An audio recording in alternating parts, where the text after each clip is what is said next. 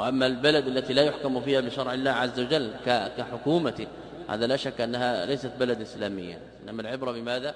بالكتاب والسنة. إن الحمد لله نحمده ونستعينه ونستغفره ونعوذ بالله من شرور أنفسنا ومن سيئات أعمالنا. من يهده الله فلا مضل له ومن يضلل فلا هادي له، وأشهد أن لا إله إلا الله وحده لا شريك له، وأشهد أن محمدا عبده ورسوله. يا أيها الذين آمنوا اتقوا الله حق تقاته ولا تموتن إلا وأنتم مسلمون. يا أيها الناس اتقوا ربكم الذي خلقكم من نفس واحدة وخلق منها زوجها وبث منهما رجالا كثيرا ونساء، واتقوا الله الذي تساءلون به والأرحام إن الله كان عليكم رقيبا. يا أيها الذين آمنوا اتقوا الله وقولوا قولا سديدا يصلح لكم أعمالكم ويغفر لكم ذنوبكم، ومن يطع الله ورسوله فقد فاز فوزا عظيما. أما بعد، فإن أصدق الحديث كلام الله تعالى، وخير الهدي هدي محمد صلى الله عليه وسلم، وإن شر الأمور محدثاتها، وكل محدثة بدعة، وكل بدعة ضلالة، وكل ضلالة في النار. معاشر المسلمين، ابتليت الأمة في الأزمان المتأخرة بواقع مرير، بواقع غيب فيه شرع الله تعالى، بواقع خولف فيه الأصل الذي وجب أن يكون عليه أهل الإيمان. قال الله عز وجل: فلا وربك لا يؤمنون حتى يحكموك فيما شجر بينهم ثم لا يجدوا في أنفسهم حرجا مما قضيت ويسلموا تسليما.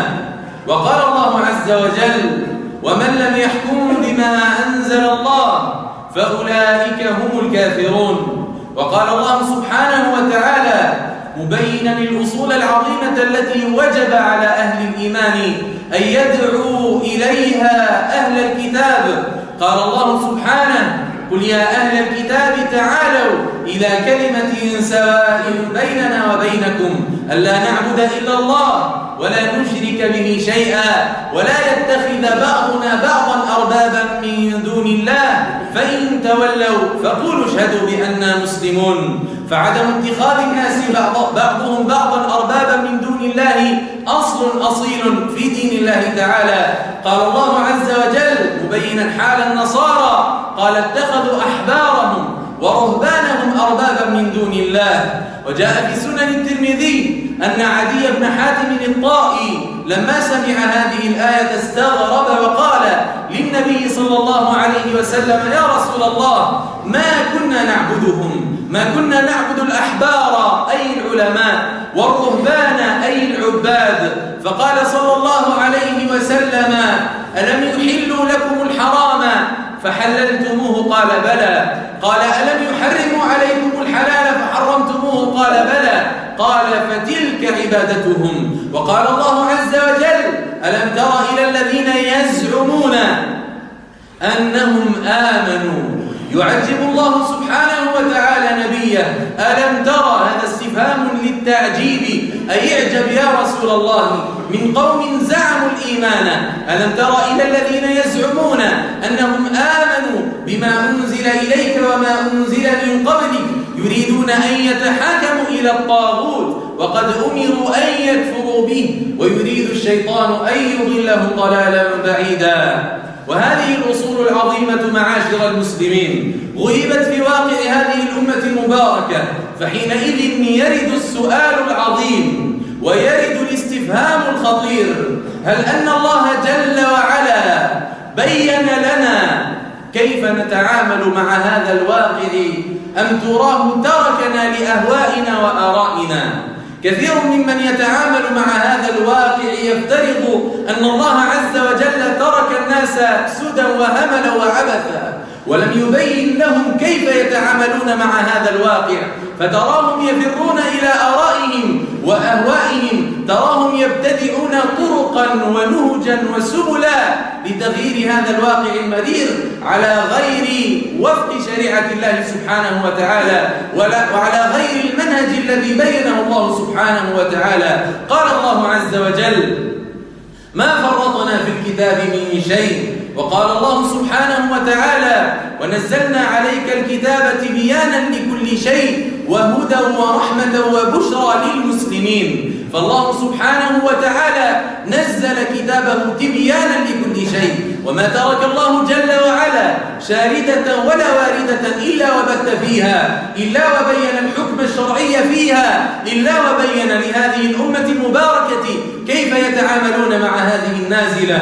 وقد جاء في صحيح الإمام مسلم أن قوما من اليهود قالوا لسلمان الفارسي، قالوا له: نبيكم يعلمكم كل شيء حتى القراءة، أي نبيكم يعلمكم كل شيء حتى كيف تقضون حوائجكم في بيوت الخلاء. فقال سلمان رضي الله عنه قال: نعم، نهانا رسول الله صلى الله عليه وسلم أن نستقبل القبلة أو نستدبرها بغائط أو بول، ونهانا عن أن نستنجي بأقل من 3 أحجار، ونهانا عن الاستنجاء برجيع أو عظم. فحينئذ بين الله سبحانه وتعالى لأهل الإيمان كيف يدخلون بيت الخلاء. أفيهمل الله سبحانه وتعالى بيان الأصول العظيمة والتعامل مع الواقع العظيم الذي يحل بأهل الإيمان؟ أفيهمل الله جل وعلا بعد أن بين للمؤمنين كيف يقضون حوائجهم بل كيف يتعاملون مع زوجاتهم، أفيهمل أن يبين لهم أصول التعامل مع الطوارئ والنوازل والقوارع والابتلاءات التي تحل بهذه الأمة؟ أحبتي في الله، هذا الواقع المرير بين الله جل وعلا وعلم نبيه، والنبي صلى الله عليه وسلم علم أمته كيف يتعاملون مع هذا الواقع المرير، وكيف يتعاملون مع هذا الواقع الذي غابت فيه الأصول العظيمة. وطريقة التعامل بينها الشرع في 6 مراحل. إذا عدم العجز عن مرحلة وعدم العجز عن حل انتقل إلى الذي يليه. هي 6 حلول لا سابع لها، وكلها بينها الشرع من كتاب أو سنة، وكل حل يلتجأ إليه. ثم إن عدمت القدرة وإن وجد العجز عنه انتقل إلى الذي يليه. الحل الأول أحبتي في الله: إذا ابتليت الأمة بتغييب للشرع وبحاكم يحكم غير الشريعة ويغير شريعة الله عز وجل، الحل الأول هو الخروج عليه وخلعه. قال الله سبحانه وتعالى: ولن يجعل الله للكافرين على المؤمنين سبيلا. وجاء في الصحيحين من حديث عبادة بن الصامت أنه قال: دعانا رسول الله صلى الله عليه وسلم فبايعناه، فكان فيما أخذ علينا أن بايعنا على السمع والطاعة في منشطنا ومكرهنا وعسرنا ويسرنا، وعلى أثرة علينا، وعلى أن لا ننازع الأمر أهله، أي لا ننازع السلطان حكمه. قال: إلا أن تروا كفرا بواحا عندكم من الله فيه برهان. قال: إلا أن تروا كفرا بواحا عندكم فيه من الله برهان.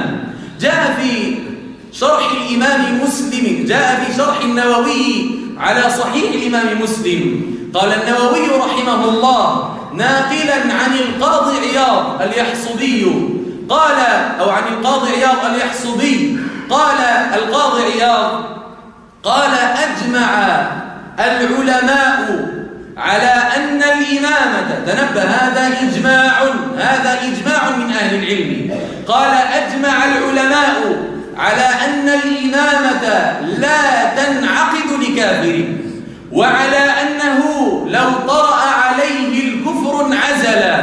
قال: وكذا لو ترك إقامة الصلوات والدعاء إليها، ثم قال فلو طرأ عليه كفر وتغيير للشرع، تنبه، قال فلو طرأ عليه كفر وتغيير للشرع أو بدعة خرج عن حكم الولاية وسقطت طاعته ووجب على المسلمين القيام عليه وخلعه ونصب إمام عادل إن أمكنهم ذلك، فإن لم يستطيعوا ذلك قامت طائفة بخلع، أو قال إن لم يقع ذلك إلا لطائفة وجب عليهم القيام بخلع الكافر.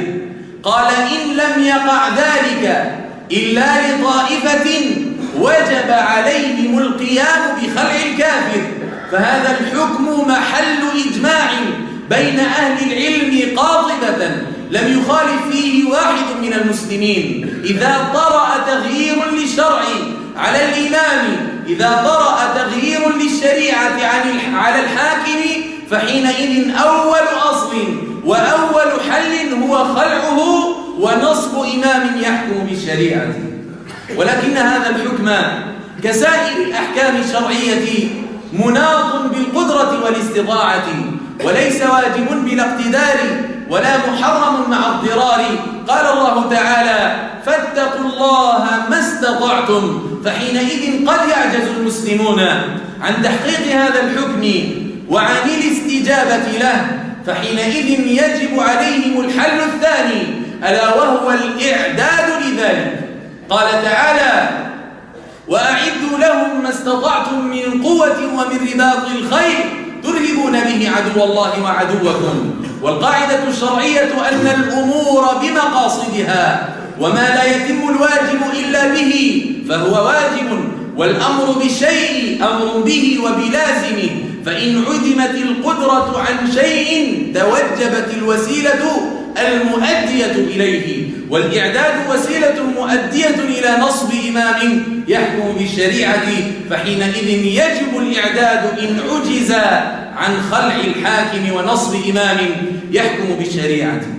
ومع ذلك هذا الحل الثاني كذلك قد تعجز عنه الأمة وقد لا تستطيعه، والأحكام كلها في الشريعة مناطة بالقدرة والاستطاعة، فاتقوا الله ما استطعتم، فحينئذ يصار إلى الحل الثالث ألا وهو الاكتفاء بالدعوة إلى الله. قال تعالى ادع إلى سبيل ربك بالحكمة والموعظة الحسنة وجادلهم بالتي هي أحسن. وجاء في صحيح الإمام مسلم أن رسول الله صلى الله عليه وسلم قال من رأى منكم منكرا فليغيره بيده، فإن لم يستطع فبلسانه، فإن لم يستطع فبقلبه، وذلك أضعف الإيمان. فحينئذ إن عجز عن نصب إمام يحكم بالشريعة وإن عجز عن الإعداد لذلك وجبت الدعوة إلى الله. ومع ذلك كذلك هذا الحل الثالث قد يعجز عنه المسلمون وقد يعجز عنه بعض الأفراد فيمنعون من الدعوة إلى الله، فتكمم أفواههم ويضايقون ويحاصرون ويطاردون، فحينئذ يصار ويؤال إلى الحل الرابع ألا وهو الاكتفاء بإظهار الدين في خاصة نفسك، أن تظهر دينك، ومعناه إظهار الالتزام بالتوحيد وأفراده ومعاداة من ترك التوحيد وأفراده، وإظهار البراءة من الشرك والبراءة من أهل الشرك. ومن أفراد التوحيد الحكم بما أنزل الله، ومن أفراد الشرك الحكم بغير ما أنزل الله، أي أن تظهر ولاءك للشريعة وأن تظهر براءتك ممن يحكم بغير الشريعة. قال تعالى قل يا أيها الكافرون لا أعبد ما تعبدون ولا أنتم عابدون ما أعبد ولا أنا عابد ما عبدتم ولا أنتم عابدون ما أعبد لكم دينكم ولي دين. وقال تعالى قد كانت لكم أسوة حسنة في إبراهيم والذين معه إذ قالوا لقومهم إنا براء منكم ومما تعبدون من دون الله كفرنا بكم وبدا بيننا وبينكم العداوة والبغضاء أبدا حتى تؤمنوا بالله وحده. وقال تعالى قل يا أيها الناس، هذا أمر للنبي صلى الله عليه وسلم ولسائر أمته من ورائه أن يعلنها للناس كافة. قل يا أيها الناس إن كنتم في شك من ديني فلا أعبد الذين تعبدون من دون الله ولكن أعبد الله الذي يتوفاكم وأمرت أن أكون من المؤمنين. قال قل يا أيها الناس إن كنتم في شك من ديني فلا أعبد الذين تعبدون من دون الله ولكن أعبد الله الذي يتوفاكم وأمرت أن أكون من المؤمنين. فحينئذ إظهار الدين ليس ثمة ما هو أدنى منه، ولذلك إذا عدمت الدعوة قلنا إلى إظهار الدين، أي أن تعلن ولاءك لشريعة الله تعالى، أن تعلن ولاءك للتوحيد، أن تعلن أنك لا تؤمن بشرع إلا بشرع الله تعالى، وأن تعلن معاداتك لغير الشريعة وللذين يحكمون بغير الشريعة. ومع هذا قد يمنع المسلم حتى من مجرد إظهار الدين، قد يحاصر ويطارد ويمنع من إعلان توحيده ويمنع من إعلان براءته من الشرك، فحينئذ يصار إلى الحل الخامس الذي بينته الشريعة، ألا وهو الهجرة إلى أرض الإسلام أو الهجرة إلى أرض تظهر فيها دينك. قال تعالى إن الذين توفاهم الملائكة ظالمي أنفسهم قالوا فيما كنتم قالوا كنا مستضعفين في الأرض، أي لم نكن نقدر على إظهار الدين. قالوا كنا مستضعفين في الأرض قالوا ألم تكن أرض الله واسعة فتهاجروا فيها إلا المستضعفين من الرجال والنساء والولدان لا يستطيعون حيلة ولا يهتدون سبيلا فأولئك عسى الله أن يعفو عنهم وكان الله عفوا غفورا. ومن يهاجر في سبيل الله يجد في الأرض مراغما كثيرا وسعة، ومن يخرج من بيته مهاجرا إلى الله ورسوله ثم يدركه الموت فقد وقع أجره على الله وكان الله غفورا رحيما. إن عجز المرء عن إظهار دينه وجب عليه أن يهاجر. قال تعالى يا عبادي إن أرضي واسعة فإياي فاعبدون. ومع ذلك مع هذا الحل الخامس الذي بينه الشرع وجلاه كتاب الله تعالى وجلته سنة النبي صلى الله عليه وسلم، قد يعجز المرء عن الهجرة. ذلك قال تعالى إلا المستضعفين من الرجال والنساء والولدان لا يستطيعون حيلة ولا يهتدون سبيلا. قد يعجز المرء عن الهجرة فيحاصر ويمنع من الهجرة فيضرب على كل نقب وعلى كل منفذ حراسا يمنعونه من الهجرة إلى أرض يحكم فيها بالشريعة أو إلى أرض يظهر فيها دينا. فحينئذ يقول ويرجع إلى الحل السادس الذي لا حل بعده، ألا وهو الفرار بدينه من الفتن واعتزال الناس.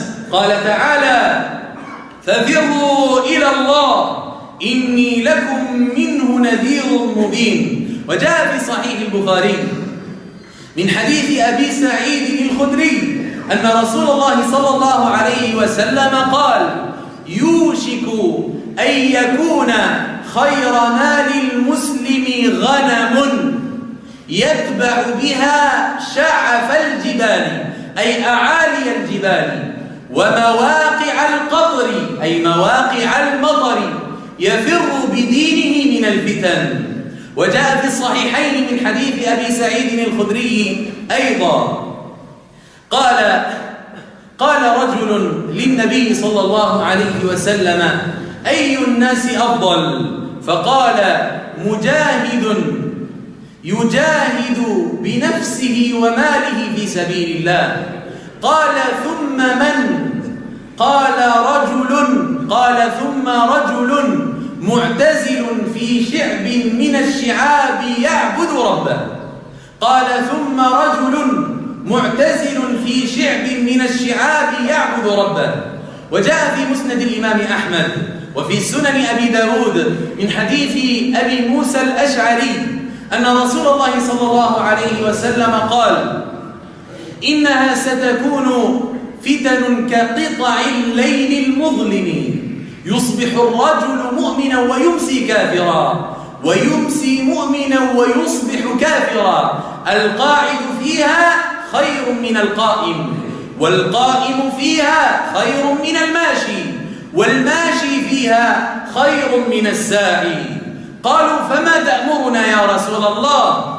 قال: كونوا أحلاس بيوتكم، أي الزموا بيوتكم، فحينئذ إن عجز المرء عن التغيير بيده أو عن الإعداد للتغيير بيده أو عن التغيير بلسانه أو عن إظهار دينه أو عن الهجرة، فحينئذ يلزمه واجب اعتزال الناس. أسأل الله عز وجل أن يعلمنا ما ينفعنا، وأن ينفعنا بما علمنا، وأن يزيدنا علما.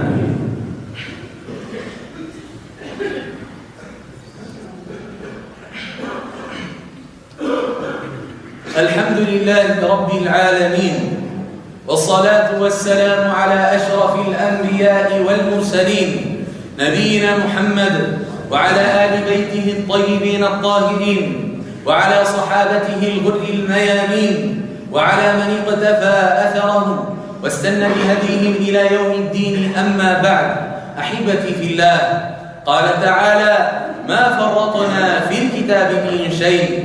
فقد بين لنا ربنا جل وعلا الحلول الناجعة لكل ما نحتاجه، ولكل ما يطرأ علينا، ولكل ما يحل بنا، إذ نحن معاشر المسلمين، نحن الأمة المباركة التي ارتضاها رب العالمين وجعلها وسطا بين الناس، وجعلها رب العالمين خير أمة أخرجت للناس.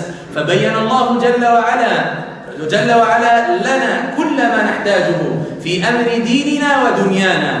ومما بينه رب العالمين لنا كيفية التعامل مع واقع تغيير الشرع وواقع انعدام الحكم بالشريعة. فجل لنا رب العالمين الأحكام المتعلقة بذلك، فبين أن الحكم الأول الذي يناط بعهدة المسلمين هو إقامة الشرع وخلع من نحى الشريعة ونصب من يحكم الشرع بدلا عنه. فإن عجزوا عن ذلك وجب الإعداد، فإن عجزوا عن ذلك وجبت الدعوة، فإن عجزوا عن ذلك وجب الاكتفاء بإظهار الدين، فإن عجزوا عن ذلك وجبت الهجرة، فإن عجزوا عن ذلك وجب اعتزال الناس. كثير من الناس يفترضون لهذا الواقع حلولا، فتراهم يغردون خارج السرب ويتحدثون بأهوائهم من غير نص ومن غير مستند من الشريعة.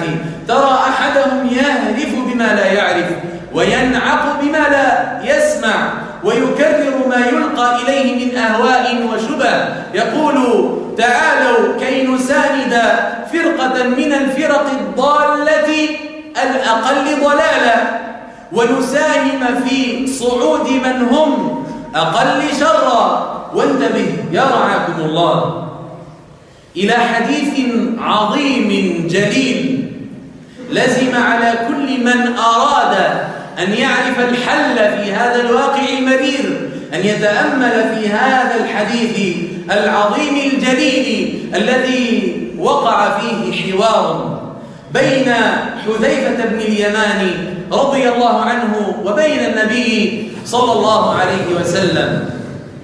وفي هذا الحديث بيان وجواب على من يسأل وعلى من يتداعون: دعونا ننتخب من هم أقل ضلالا وأقل شرا. فاسمع الإجابة يا رعاك الله من رسول الله صلى الله عليه وسلم. جاء في الصحيحين من حديث حذيفة بن اليمان أنه رضي الله تعالى عنه قال كان الناس يسألون رسول الله صلى الله عليه وسلم عن الخير وكنت أسأله عن الشر مخافة أن يدركني. فقلت يا رسول الله كنا في جاهلية وشر فأتانا الله بهذا الخير فهل بعده من شر؟ قال نعم، بعد الخير الذي جاء ببعثة النبي صلى الله عليه وسلم سيقع شر. قال نعم. قال حذيفة فهل بعده من خير؟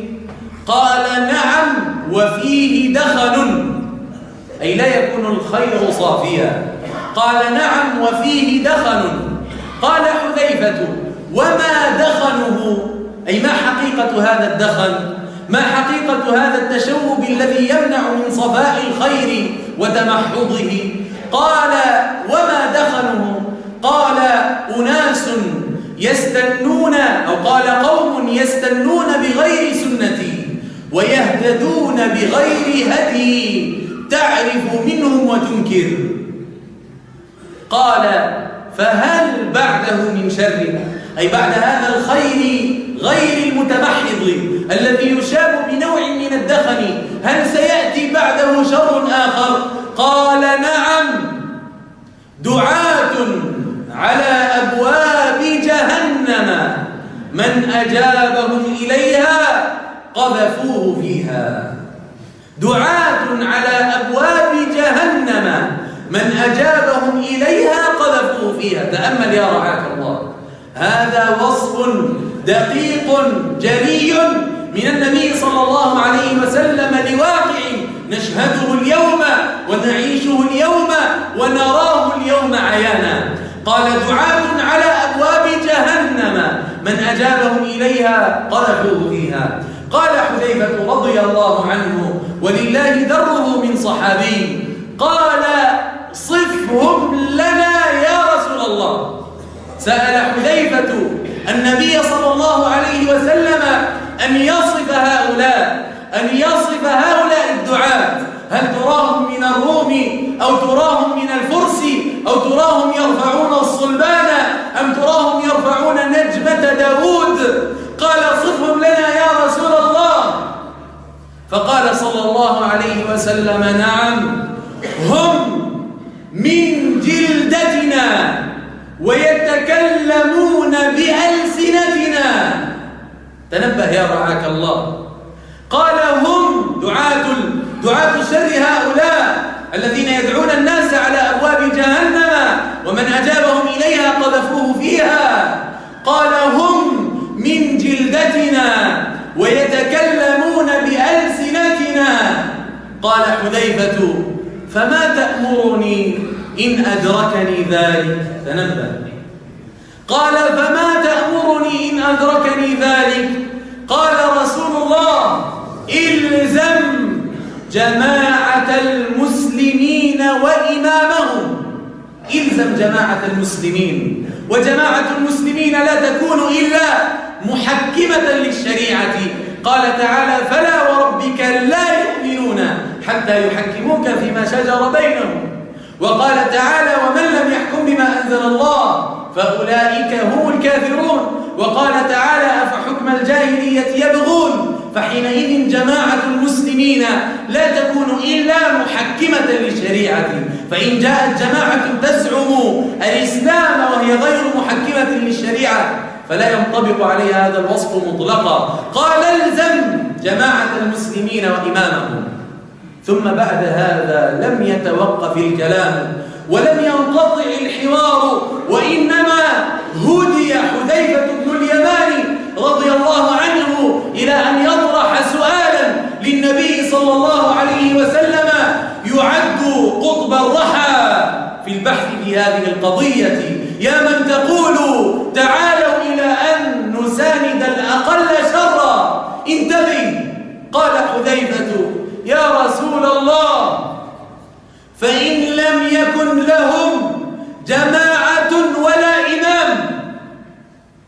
إن لم يكن للمسلمين آنذاك جماعة وإمام تحكم بالشريعة؟ هل قال رسول الله ابحث أقل الفرق شرا وانتخبها، ابحث أقل الفرق شرا وساندها؟ قال رسول الله اعتزل تلك الفرق كلها ولو أن تعض على أصل شجرة حتى يأتيك الموت وأنت على ذلك.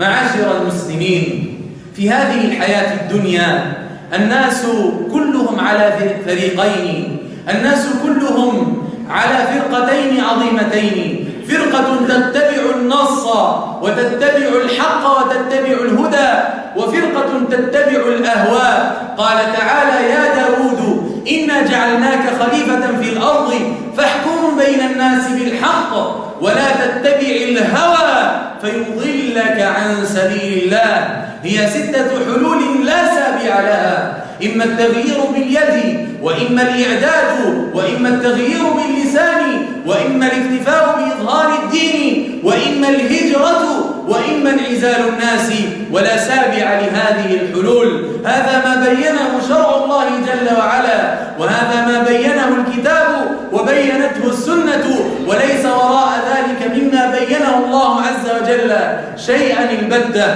فمن زعم غير هذا فهو متبع للهوى، متبع للرأي، يقدم عقله وهواه وفكره على دين الله عز وجل. معاشر المسلمين، قبل الختام أعلم الناس أن هذا المسجد قد انتهكت حرمته للمرة الثانية من قبل جنود الطاغيت، حيث قد اقتحمت أبوابه وكسرت ودنس بالدوس على أرضيته بأحذيتهم، وهذا يقع للمرة الثانية وإلى الله المشتكى. أسأل الله عز وجل أن يرينا في هؤلاء يوما أسودا. معاشر المسلمين، إن هان الدين عندنا فلا عجب من أن يهون عند غيرنا، إن هان الدين عند أهله فلا عجب من أن يحارب من قبل غير أهله. هذه المرة الثانية الذي يقع فيها هذا الأمر، لأنه لما وقع هذا الأمر في المرة الأولى ما حرك ساكنا وما تحرك أحد في شيء. نسأل الله عز وجل أن يصلح حالنا جميعا. اللهم لك الحمد كما ينبغي لجلال وجهك وعظيم سلطانك.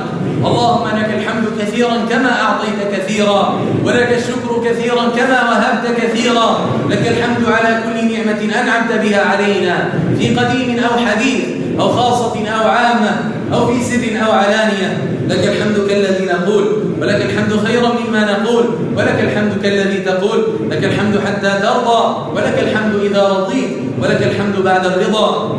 اللهم أعز الإسلام والمسلمين، وأذل الشرك والمشركين، ودمر أعداءك أعداء الدين. اللهم انصر عبادك المجاهدين، اللهم انصرهم فوق كل أرض وتحت كل سماء. اللهم انصرهم في كل مكان. اللهم وحد صفوفهم وثبت قلوبهم واجمع شملهم وارفع رايتهم ومكنهم من عدوهم. اللهم هيئ لهذه الأمة المباركة أمر رشد، يعز فيه أهل الطاعة ويذل فيه أهل العناد، يؤمر فيه بالمعروف وينهى فيه عن المنكر، ويحكم فيه شرعك وكتابك. اللهم اجعلنا هداة مهتدين غير ضالين ولا مضلين. اللهم اهدنا واهد بنا واجعلنا سببا لمن اهتدى.